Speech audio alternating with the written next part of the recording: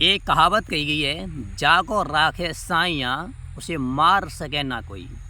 अगर तुम्हारे ऊपर भगवान का हाथ है, परमात्मा का हाथ है, ईश्वर का हाथ है, तो तुम्हारा इस संसार में कोई कुछ कर नहीं सकता है।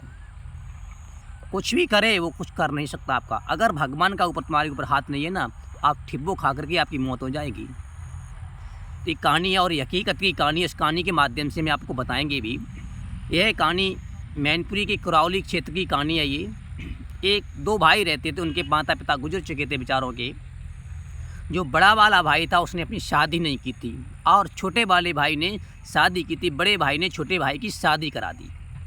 शादी कराने के बाद छोटे वाले की जब बच्चा पैदा हुए, बच्चों की भी शादी हो गई, बच्चों के भी बच्चे हो गए और उन दोनों भाइयों की उम्र जब ढलने लगी, ढलने के बाद क्या हुआ, एक दिन की बात ये रहे, जो बड़ा वाला व्यक्ति था जिसने शादी नहीं की थी, उसको एक दिन रात में प्यास लगी। बाल्टी में पानी रखा हुआ था, उसने लोटा में पानी उठाया और उसने पानी को पी लिया। और उस पानी में छपकली थी। छपकली उसके पेट में चली गई। जब उसके पेट में चली गई तो एक दो दिन में उसके पेट में दर्द हुआ। उसको महसूस तो हो रहा था हमारे पेट में कुछ चला गया है। जब दर्द हुआ तो उसको बहुत बड़ी बेचैनी हुई। उसका इलाज भी कराया गया, इटावा भी दिखाया गया, सुखाबाद फिरोजाबाद भी दिखाया गया, उसको आराम नहीं मिला। तब अल्ट्रासाउंड के सिस्टम नहीं होते थे। तब उसके भतीजों ने, उसके भाई ने उसका मैनपुरी में किसी प्राइवेट हॉस्पिटल में इलाज करवाया। और वो व्यक्ति था ना, बहुत परेशान होता था, बहुत रोता था, उसको बहुत दर्द होता था और घर वाले भी परेशान रहते थे बेचारे के।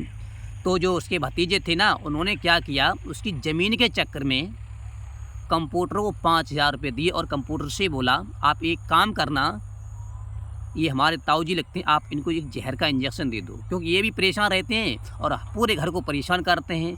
और हम बड़े बड़े हॉस्पिटल में इनको हम इलाज भी करवा करके आए, इनको कोई आराम नहीं मिला है।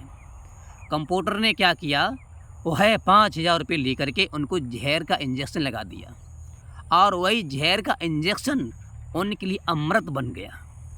जैसे ही कंप्यूटर ने जहर का इंजेक्शन लगाया और जहर का इंजेक्शन जैसे ही असर हुआ, तो उस जहर के इंजेक्शन से छपकली के बच्चे और छपकली सहित मर गई और उसकी लेटरिन के रास्ते से बाहर निकल गई। उसका पेट साफ हो गया। जब पेट साफ हो गया तो उस व्यक्ति को आराम मिल गया। जब आराम उसको मिल गया तो उसने क्या किया, उसने डॉक्टर साहब को बुलाया और डॉक्टर साहब से कहा, डॉक्टर साहब आपने मुझे ऐसी कौन सी दवा दी थी जिससे मुझे एक ही इंजेक्शन में हम ठीक हो गया। डॉक्टर साहब ने दवा दी नहीं थी, डॉक्टर साहब को मालूम ही नहीं था क्या हुआ है क्या नहीं हुआ है। उसने कहा, डॉक्टर साहब ने कहा, हमारे कंप्यूटर ने दवा दी है, मैं कंप्यूटर को पूछता हूँ उसने कौन सी दवा दी है। कंप्यूटर को बुलाया गया। जब कंप्यूटर को बुलाया गया, कंप्यूटर से पूछा गया, तो कंप्यूटर था वो डर गया। फिर कंप्यूटर ने पूरी सच्चाई बता दी। सर क्या करते, इनके भतीजों ने मुझे 5,000 रुपये दिए थे जहर के इंजेक्शन लगाने के लिए और मैंने इनको जहर का इंजेक्शन लगा दिया और वो जहर का इंजेक्शन इनके लिए अमृत बन गया। तो क्या हुआ, तो वो अभी भी बता रहे, अब रहे ना रही मुझे पता नहीं है, लेकिन मेरे गाँव के भाई थे वही कह रहे थे। और वह बाबा जब तक वो इंसान व्यक्ति रहा, उस व्यक्ति ने अपने भतीजों के घर पे, अपने भाई के घर पे खाना नहीं खाया। खूब काम करता था, सिर्फ काम करता था, लेकिन खाना नहीं खाता था। उसको उतना विश्वास था ना, उसका विश्वासघात हो गया। उसके भतीजों ने विश्वासघात कर दिया। मालूम क्यों? ज़मीन जायदाद के चक्कर में। हम इसलिए कहना चाहता हूँ, कभी भी आपके ऊपर अगर भगवान का हाथ है तो कोई कुछ आपका कर नहीं सकता है।